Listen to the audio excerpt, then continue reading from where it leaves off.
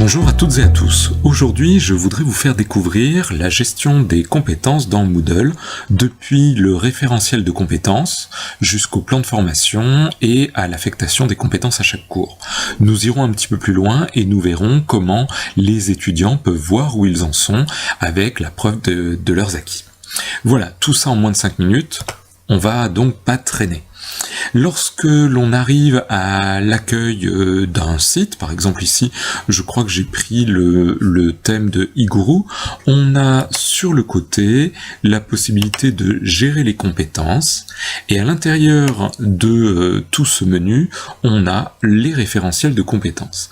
Alors comme vous le verrez, ici j'en ai déjà créé un certain nombre, il y en a pour Excel, pour Word, etc. Alors on va en ouvrir un petit, je vais juste vous montrer en quelques instants comment ça fonctionne. Vous avez un thème principal, vous pouvez ajouter quelque chose, donc par exemple ici un entraînement ou une habileté, vous pouvez mettre des compétences et vous pouvez avoir des sous-compétences, etc. Donc ça peut être tout un arbre de compétences pour créer votre référentiel. La bonne nouvelle, c'est que dans la dernière version de Moodle, on peut partager en ligne des référentiels, et comme vous le voyez, j'en ai téléchargé quelques-uns, je crois que c'est au UK, mais peut-être que c'est en Australie qu'ils ont fait ça, avec déjà pas mal de références et de compétences qui ont été créées. Une fois qu'on a fait les référentiels, qu'on s'est mis d'accord sur le contenu, vous allez pouvoir aller dans la partie plan de formation, et c'est là que vous allez décider quelles sont les compétences qu'il va falloir rassembler pour telle et telle, soit entreprise, soit diplôme, soit niveau, première année, deuxième année, etc. Donc là encore, je vous montre très simplement comment cela fonctionne. Vous avez ici la possibilité d'ajouter des compétences à un modèle. Devinez quoi ? On retrouve nos modèles de compétences et on peut aller sélectionner, par exemple, dans la concaténation, si on prend toute la compétence, on fait cela. Sinon, on peut choisir plusieurs d'entre elles et ainsi les affecter et les ajouter à notre plan de formation. Alors là, je viens d'en rajouter quelques-unes.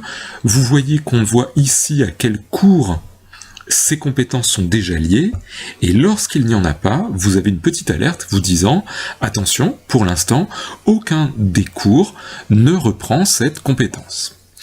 Voilà un petit peu pour la partie gestion administrative, pédagogique, disons, des compétences. Je vous emmène tout de suite du côté d'un formateur. Nous voici sur le site, j'ai changé de thème, d'un certain Bill G qui fait les cours sur Office, Excel, Word, etc.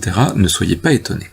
Donc, lorsqu'on arrive ici, Bill va donc voir tous les cours qu'il mène, et à l'intérieur de chacun de ces cours, donc par exemple ici des cours de data management, il va avoir la possibilité de gérer les compétences.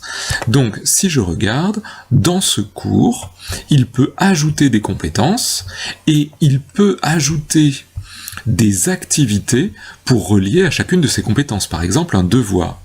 Alors si vous avez envie, on peut peut-être regarder comment ça se passe. Si on est dans data management et que l'on a envie d'ajouter par exemple un devoir, alors je vais essayer de le faire en même temps, là il y en a déjà un, mais bon. Lorsqu'on crée le devoir, on a la possibilité dans les paramètres d'aller tout en bas, si on y arrive, et vous allez voir dans les détails, tout en bas, vous avez les différentes compétences de cette activité. Alors par exemple ici, on peut rechercher, je ne sais pas si, non, il n'y en a pas, ça peut être par exemple la valeur cible, je pourrais ajouter cette compétence-là à ce devoir, et lorsque les étudiants valideront ce devoir, auront la moyenne, je pourrais leur dire, je veux que pour cette compétence, elle soit marquée comme atteinte lorsque l'activité est achevée.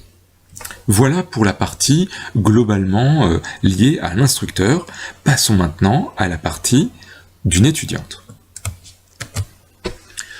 Lorsqu'une étudiante arrive sur la page d'accueil du site, elle est dans son tableau de bord et on a une des premières choses, avant même les devoirs, elle va voir les plans de formation qui lui ont été affectés.